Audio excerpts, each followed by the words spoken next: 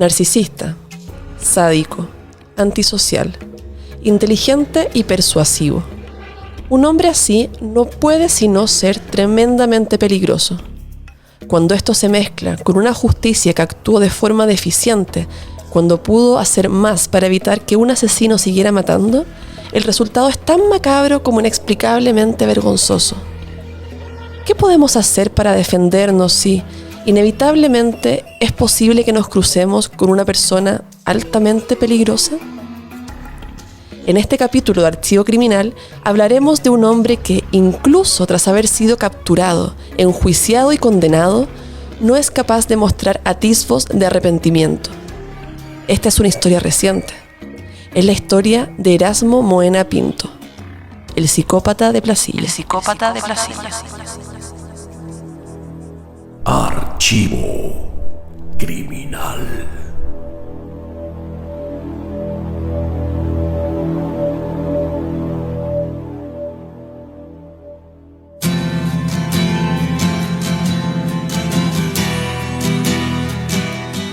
...1970 fue un año importante para la carrera espacial.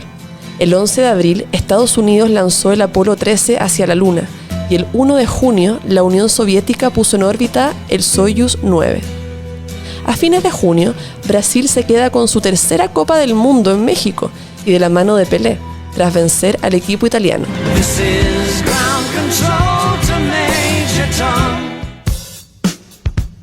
Ese mismo año se separaron los Beatles y se formó Queen, mientras que en Estados Unidos nacía Aerosmith.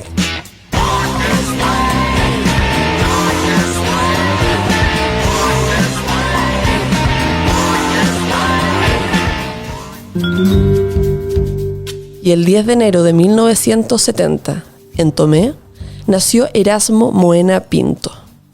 Su madre, María Elizabeth Pinto Villegas, asegura que no vivió abusos ni malos tratos en su infancia, aunque es cierto que en el colegio no le iba demasiado bien. Primero estuvo en el Margarita Nosó en Tomé y en enseñanza media estudió en el Colegio San Pedro Nolasco de Concepción.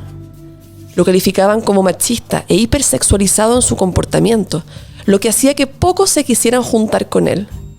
Esto lo llevó a hacer algunas locuras juveniles para ser aceptado, como lanzarse de un bus en movimiento tras aceptar una apuesta. Ese acto temerario, eso sí, le ganó varios días en el hospital.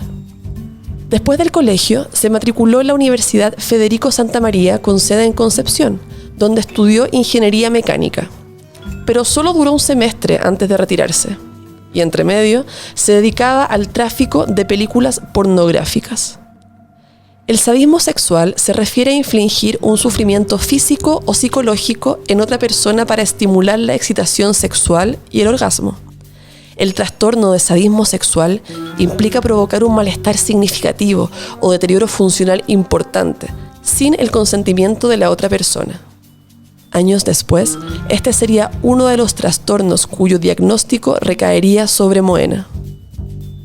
Además del tráfico de pornografía, Erasmo comenzó una seguidilla de robos violentos, lo que le ganaría su primera condena. En 1990, con 20 años, fue condenado a 541 días de prisión por el robo al almacén Provisiones Joaquín, en Mulchen. Pero como no tenía antecedentes, la sanción fue remitida. Mientras estuvo detenido, aprendió sobre el consumo de nuevas drogas y se vio obligado a vivir un periodo corto, pero para él intenso, de represión de sus deseos sexuales.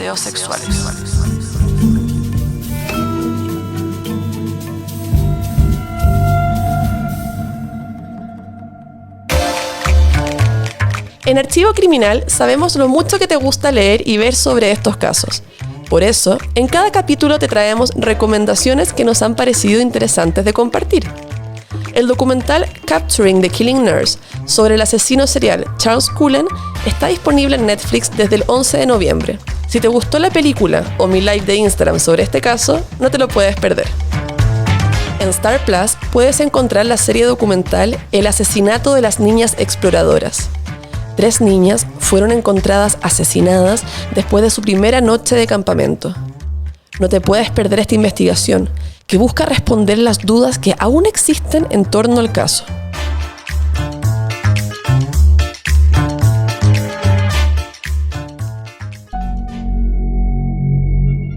Cuando salió en libertad, lo hizo con más ganas que nunca de dar rienda suelta a estos deseos. A tan solo días de haber sido puesto en libertad, violó a una mujer en Tomé. Se fue a vivir a Coelemu con Marco Antonio Cortés, un peluquero que había conocido y de quien se había hecho muy amigo. Según una mujer que los conoció en aquella época, eran en realidad pareja, pero Erasmo siempre lo ha negado. Incluso la hermana de Cortés, en un capítulo de Carlos Pinto Presenta, dedicado a este caso, asegura que ambos trabajaban en la peluquería y que Moena se desempeñaba más bien como mano derecha del peluquero. Pero esta amistad se había ido a pique cuando Cortés lo encaró en relación a un abuso sexual que Moena había cometido. Su respuesta fue la de un desquiciado. En agosto de 1991 lo estranguló, lo descuartizó con la ayuda de otros amigos y lo tiró en partes al río Itata. Tras haber pasado una condena remitida un año antes, Moena volvió a ver cómo sus crímenes quedaban prácticamente en la impunidad.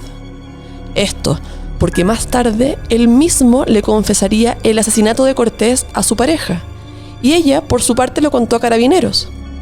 Pero como no encontraron nunca el cuerpo del delito, no se siguió la causa, y Moena, pese a haber confesado, nunca fue condenado por este crimen.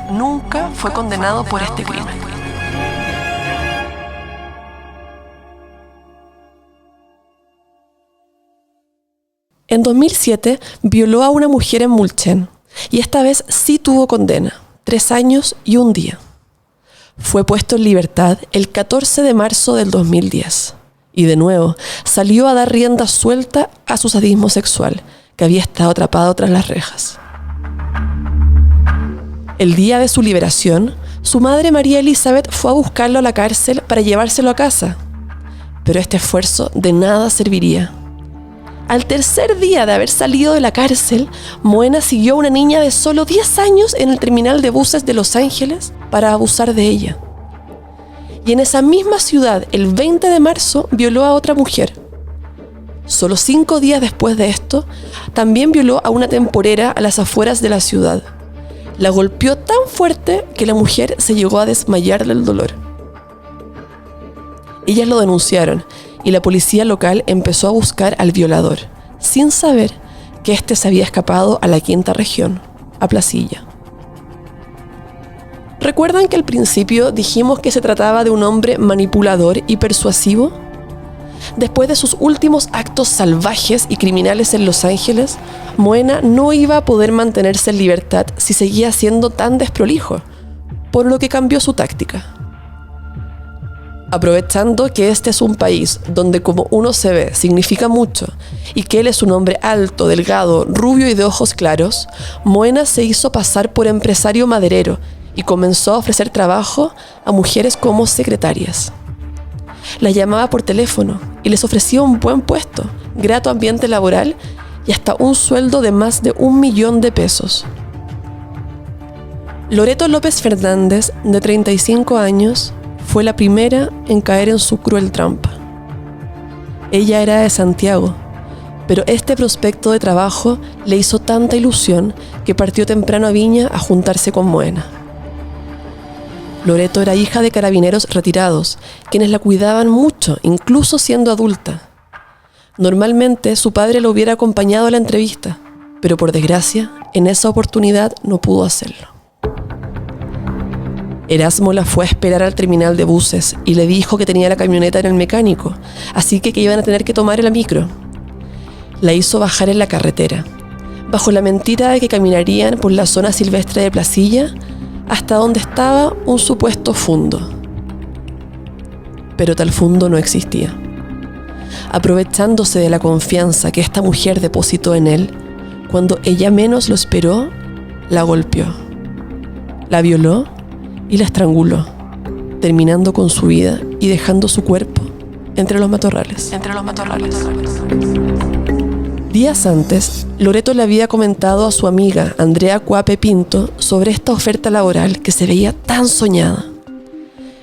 Andrea estaba próxima a cumplir 40 años y apenas pudo se puso en contacto con Erasmo Moena para hablar de esta oferta laboral.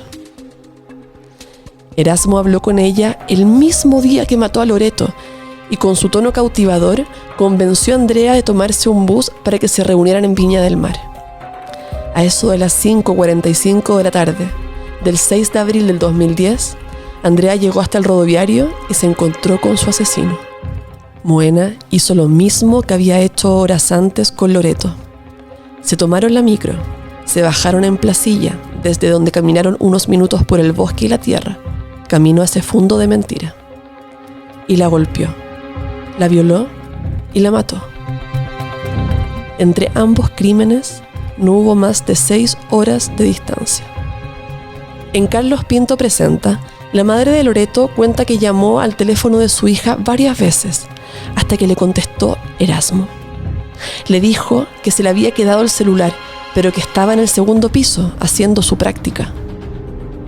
Ellos se pusieron de inmediato en alerta, porque supuestamente ella volvería ese mismo día, pero pasó la noche sin que tuvieran noticias de su hija. Los padres de ambas mujeres notificaron a la PDI, y es que algo había pasado con sus hijas, y sospechaban que ese algo no podía ser nada bueno.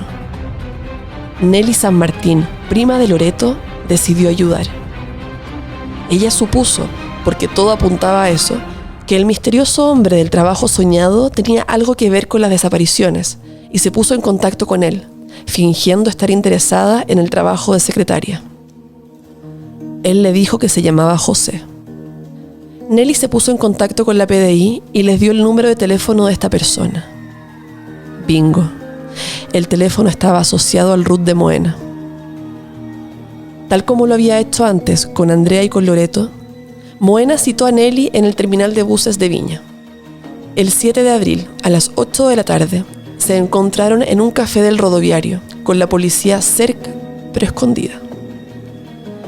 Ella notó que el hombre tenía heridas recientes en la mano y recordó que su prima llevaba las uñas largas. Pidieron la cuenta y los policías encubiertos se acercaron para arrestarlo. Él llevaba un arma cargada y el celular de Loreto.